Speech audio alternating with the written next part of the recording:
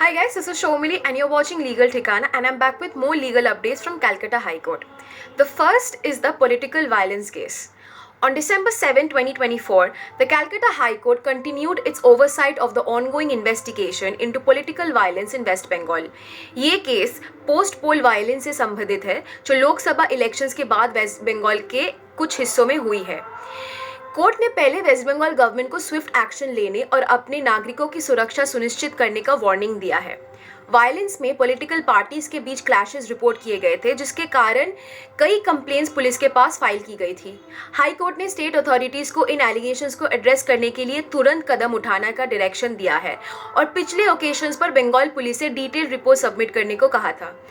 State के police chief ने बताया कि 6 जून से 12 जून 2024 के बीच में 560 कंप्लेंट्स पोस्ट पोल वायलेंस से जुड़ी मिली थी, जिसके बाद 100 से ज़्यादा एफआईआर्स फाइल की गई थी। लेकिन पुलिस इन्वेस्टिगेशंस ने ये रिवील किया कि कंप्लेंट्स में कोई मेरिट नहीं था और कई केसेस रिपीटेटिव या पोस्ट पोल वायलेंस से संबंधित नहीं थे।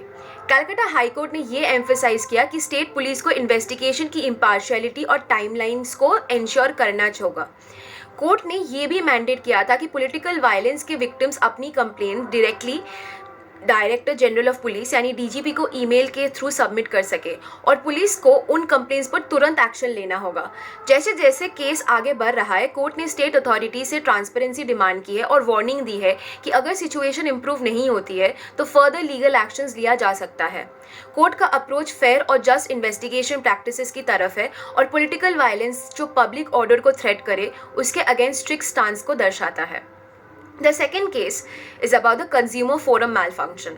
On December 7, 2024, the Calcutta High Court addressed the ongoing issue of inefficiencies within consumer forums in West Bengal. Court ने specifically state consumer disputes redressal commission की इनएफिशिएंसीज को हाईलाइट किया जो कंप्लेंट्स को इफेक्टिवली और टाइमली हैंडल नहीं कर पा रहे हैं। ये इशू है सालों से चलता आ रहा है जहां कंप्लेनेंट्स को कंज्यूमर डिस्प्यूट्स में जस्टिस मिलने में काफ़ी डिलेज फेस करना पड़ता है। इस इशू पर कोर्ट ने स्टेट कंज्यूमर कमीशन को एक डिटेल कंप्लायंस रिपोर्ट सबमिट करने का ऑर्डर दिया जिसमें उनके ग्रीवेंस रिड्रेस मैकेनिज्म्स को इम्प्रूव करने की प्लानिंग हो। कोर्ट ने ये एम्फेसाइज किया कि कंज्यूमर राइट्स को अपहोल्ड करते हुए फोरम्स को स्पीडी रेजोल्यूशंस और एडिक्वेट एक्सेस टू जस्टिस देना होगा। कोर्ट ने कमीशन को अपने एडमिनिस्ट्रेटिव प्रोसेसेस को इम्प्रूव करने और बेटर केस प्रैक्टिसेस अडॉप्ट करने की सलाह दी है ताकि बैकलॉग ना हो और ज़्यादा कंज्यूमर्स को जस्टिस मिल सके। ये डायरेक्टिव उन पिछले कंसर्न्स के बाद आया है जहां कंज्यूमर फोरम्स की इनएफिशिएंसी से कंप्लेनेंट्स को नुकसान होता है, खासकर कंज्यूमर गुड्स और सर्विसेज से रिलेटेड केसेस में। कोर्ट ने स्ट्रक्चरल रिफॉर्म्स की मांगे की है जिसमें ट्रांसपेरेंसी और अकाउंटेबिलिटी को एनहांस करने की बात की गई है। ये हाईलाइट किया गया है कि करंट सिस्टम टाइमली और एडिक्वेट सॉल्यूशंस प्रोवाइड नहीं कर रहा जिसके वजह से पब्लिक ट्रस्ट कंज्यूमर फोरम्स पर कम हो रहा है। रिफॉर्म्स का हिस्सा बनाते हुए court expects the commission to establish clear protocols और प्रोसीड्यूरल कॉम्प्लेक्सिटीज को रिड्यूस करे ताकि डिस्प्यूट रेजोल्यूशन प्रोसेस को स्पीड अप किया जा सके और कंज्यूमर प्रोटेक्शन प्रोसेस का ज़्यादा एक्सेसिबल बनाया जा सके। ये रूलिंग कंज्यूमर प्रोटेक्शन एक्ट 2019 और स्टेट लॉज के इम्प्लीमेंटेशन को एंश्योर करने की ब्रॉडर पुश का हिस्सा है जिसमें कंज्यूमर राइट्स एनफोर्समेंट में ज़्यादा एफिशिएंसी लानी है।